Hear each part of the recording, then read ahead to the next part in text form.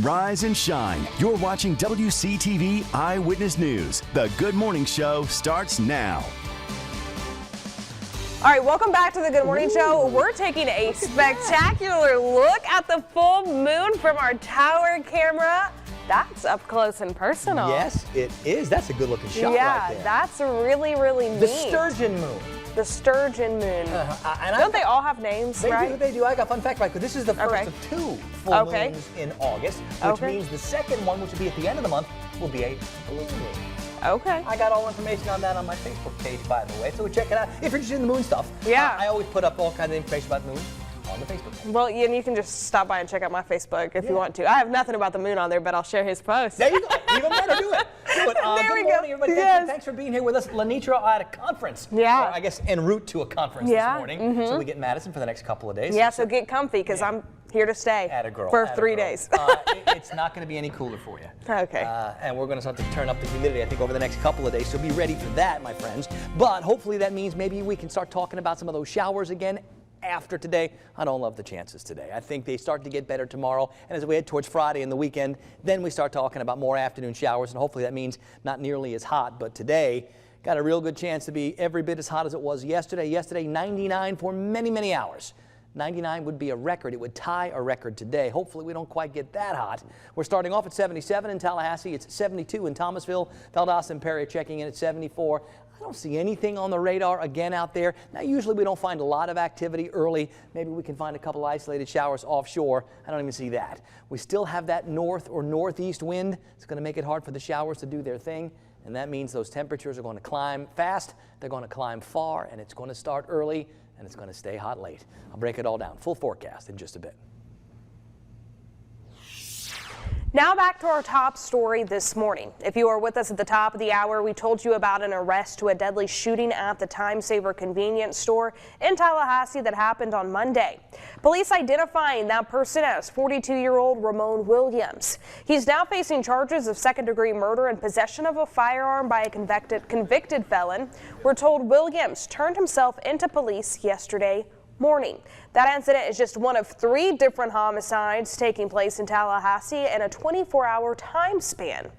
2 alone happening yesterday, one around 7 a.m. on Dent Street, the other on John Knox Road. That scene happening at the Rolling Hills apartment complex around 3 p.m. We've since learned the victim in that murder has been identified by FAMU as Andre Green. He was an instructor and the assistant dean of students. In a press release, FAMU said Green worked with the university for more than 17 years. TPD initially reported this as a suspicious death, but updated it to a homicide investigation.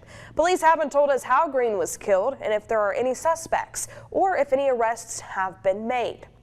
The other scene coming earlier in the day around 7 a.m. on Dent Street. That's about a mile west of the governor's mansion. When officers got on scene, they found a man suffering from a gunshot wound in the road. We're told he unfortunately died at the scene. So far, no arrests have been made in this incident. And taking a look now at the latest stats from our internal shooting tracker. On the year, the capital city area has seen 62 total shootings. This is actually off pace and lower than this time last year. But unfortunately, we have seen more deadly shootings this year than this time last year. As of this morning, we stand at 13 shootings that resulted in 15 deaths. We're also started tracking the zip codes where these shootings are happening. Right now, the 32304 zip code is the most impacted with 16 shootings. Vice President Kamala Harris is rejecting Governor Ron DeSantis' invitation to discuss the state's new Black History standards.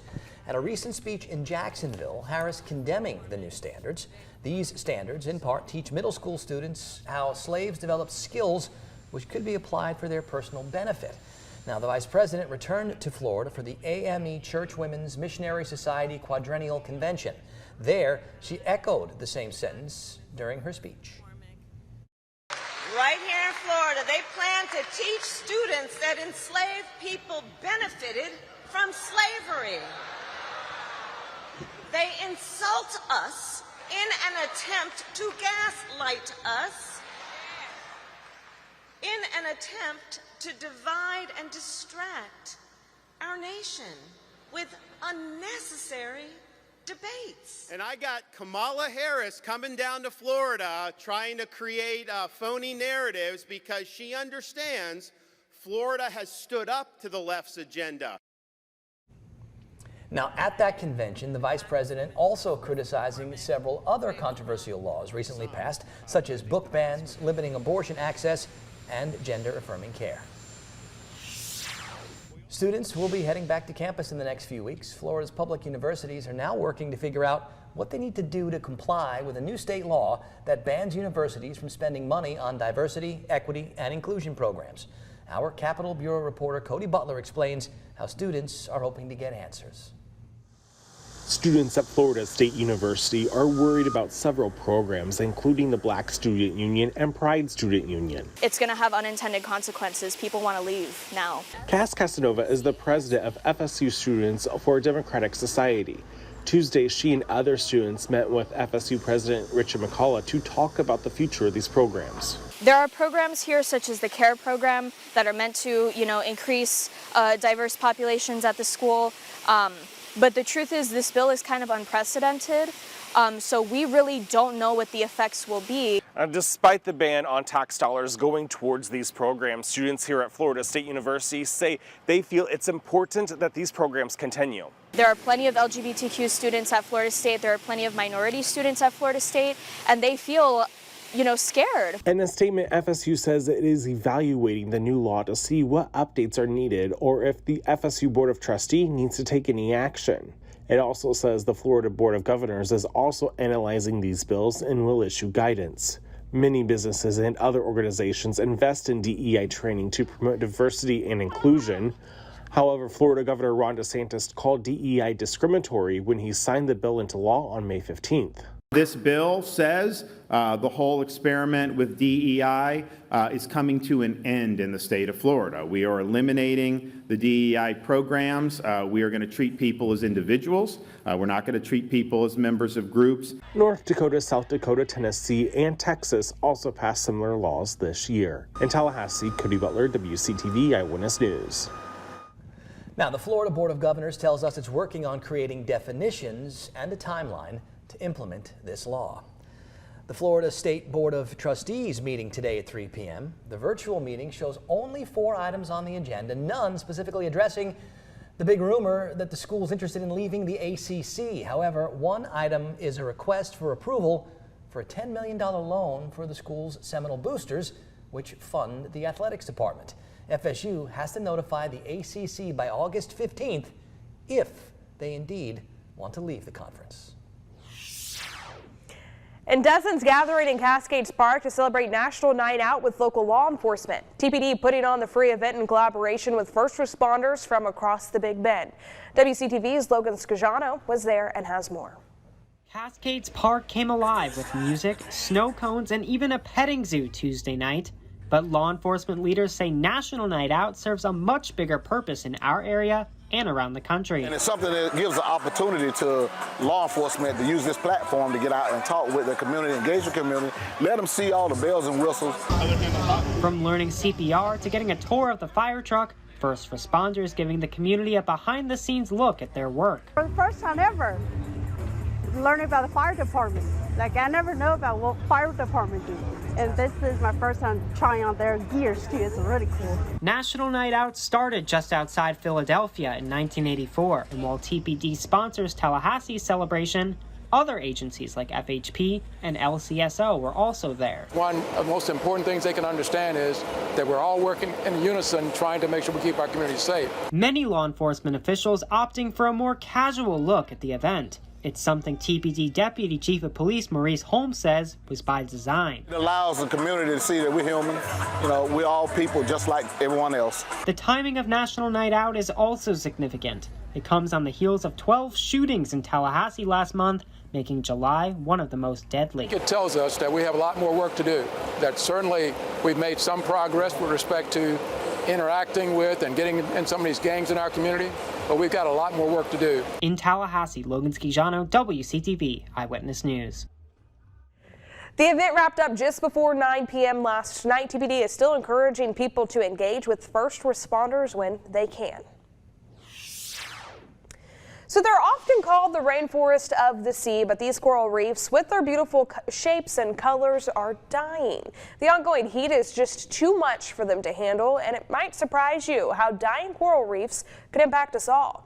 Maribel Rodriguez has more on what a group of scientists are doing to save them. So these are the corals that were just collected within a half hour. Perfect natural corals rescued just in time. A team of coral scientists at the University of Miami Rosenstiel School of Marine, Atmospheric and Earth Science are hard at work trying to save as many coral reefs as possible before it's too late. It's really hard to remain positive when you're out there seeing these corals bleaching at such a rapid and widespread rate.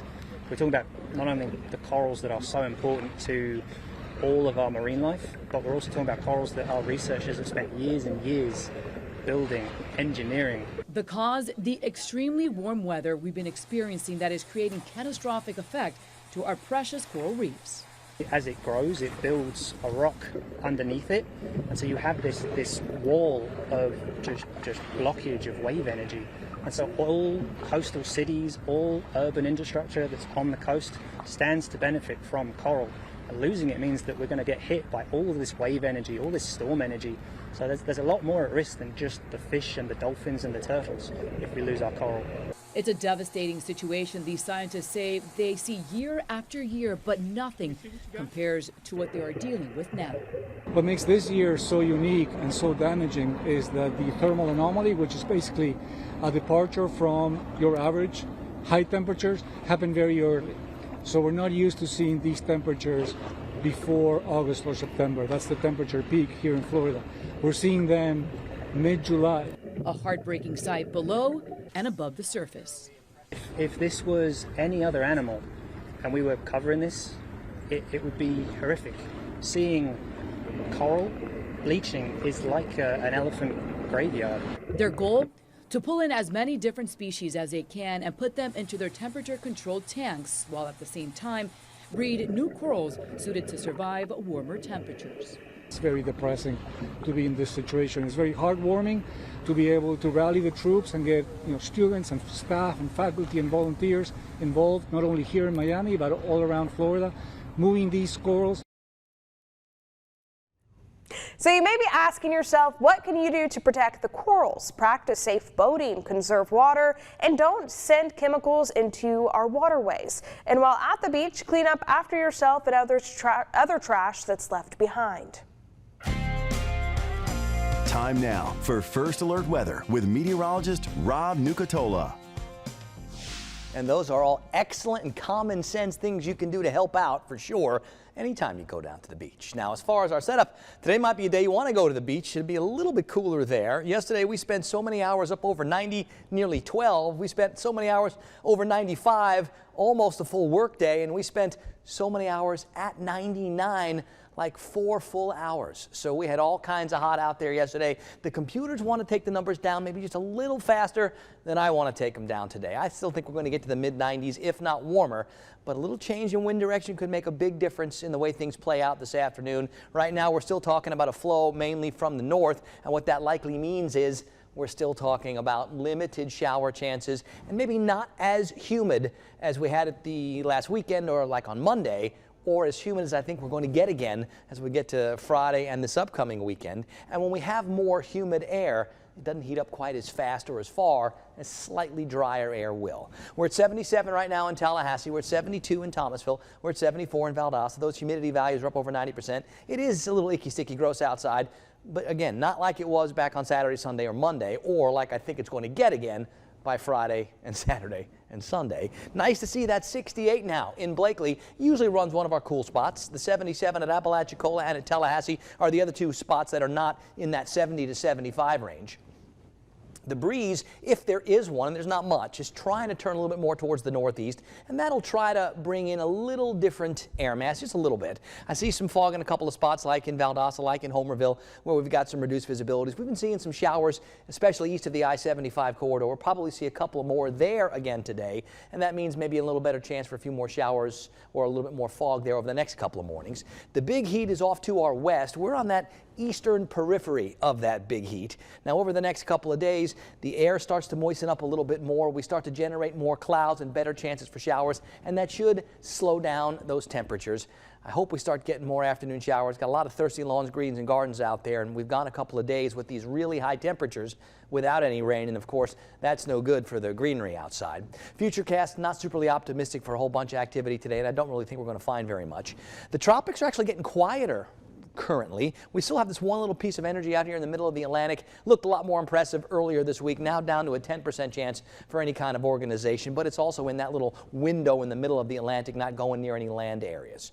On the Gulf close to home, we've got those winds out of the north and northeast, 5 to 12, seas 2 feet or less. A good day for the boaters. I think today it starts in the 70s. We quickly climb through the 80s and 90s. Top temperatures can get into the upper 90s. 99 would tie a record. Tonight it's more muggy, and here's that extended forecast. It does get a little less hot by the weekend, but more humid and a better chance for showers.